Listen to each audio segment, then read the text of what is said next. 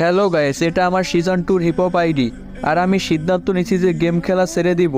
আর আমি আমার একজন সাবস্ক্রাইবারকে এই আইডিটা একদম ফ্রিতে দিয়ে দেব, যে আমার ভিডিওতে লাইক করে কমেন্টে তার লেভেল বলে যাবে।